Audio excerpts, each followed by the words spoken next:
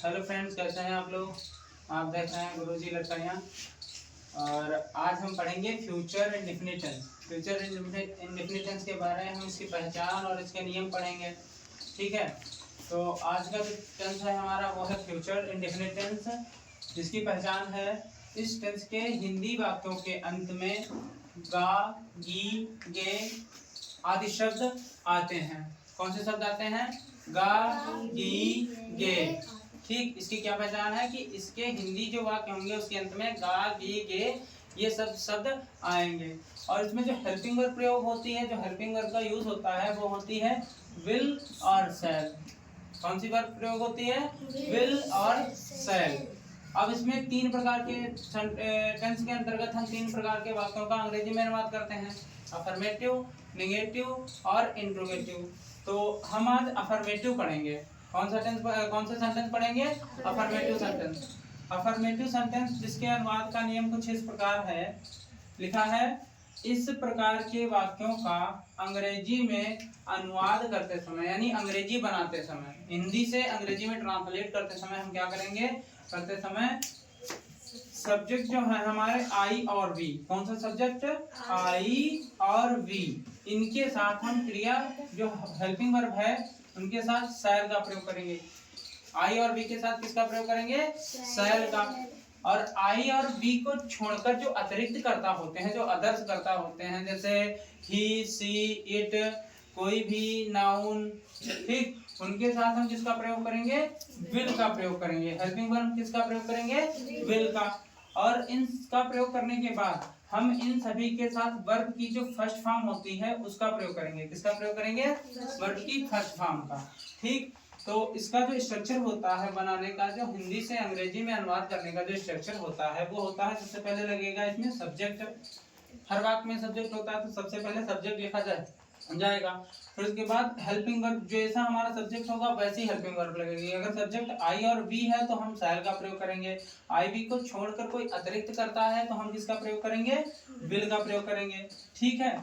और फिर उसके बाद वर्ब की फर्स्ट फॉर्म का प्रयोग करेंगे और अंत में सबसे ऑब्जेक्ट लगा देंगे। और ऑब्जेक्ट के बाद अतिरिक्त कोई शब्द आते हैं, जैसे आ जाए टुडे, टुमारो, ठीक, तो उनका प्रयोग हम किसके बाद करते हैं?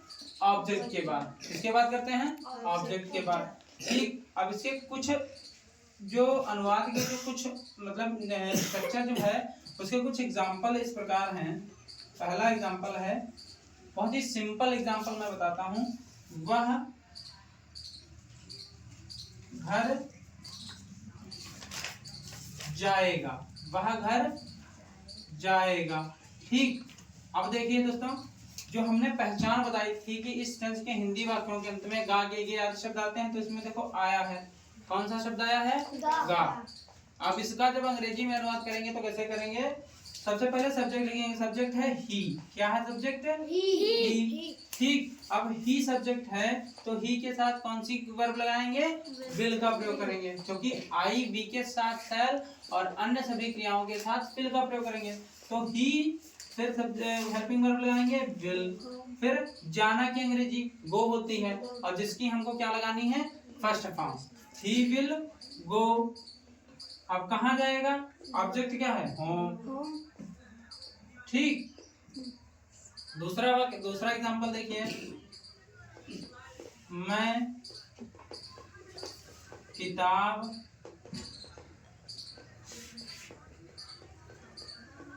पढ़ूंगा, मैं किताब पढ़ूंगा। तो इसका देखिए, मैं कौन सा सब्जेक्ट है? आई। अब बताओ आई के साथ क्या लगेगा? शैल, आई शैल। फिर वर्ब क्या है? पढ़ूंगा, रीड। क्या है वर्ब? रीड। अब क्या पढ़ूंगा? ऑब्जेक्ट क्या है? बुक। तो the book, I shall read the book, ठीक। अब एग्जांपल नंबर 4 देखिए। चौथा एग्जांपल देखें। चौथा एग्जांपल है हम विद्यालय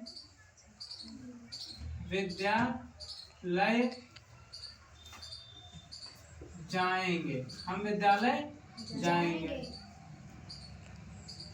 ठीक। अब देखिए हर टेंस में पहचान मिल रही है। हर सेंटेंस में पहचान मिल रही है कि नहीं टेंस की। हम विद्यालय जाएंगे, गा के गया आता है, आ गया। अब हम की अंग्रेजी क्या होती है? वी। अब वी के साथ हेल्पिंग वर्ब किसका प्रयोग करेंगे? शैल का। तो वी शैल। फिर जाना वर्ब जिसकी फर्स्ट फॉर्म लगनी है गो। फिर कहाँ जाएंगे? School, to school. ठीक, we go to school. Okay, एक और एग्जांपल देख लीजिए।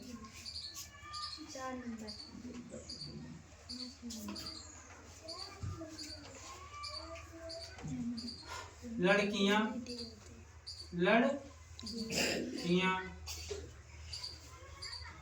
ठीक, गीत गाएंगी, लड़कियां गीत गाएंगी।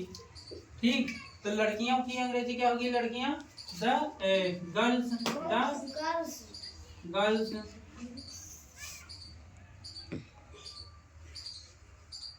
फिर क्या लगाएंगे? विल। क्या लगाएंगे? विल। अब गाना की अंग्रेजी सिंग। अब द गर्ल्स विल सिंग, अब क्या गाएंगी? सॉन्ग। ठीक, गर्ल्स विल सिंग सॉन्ग।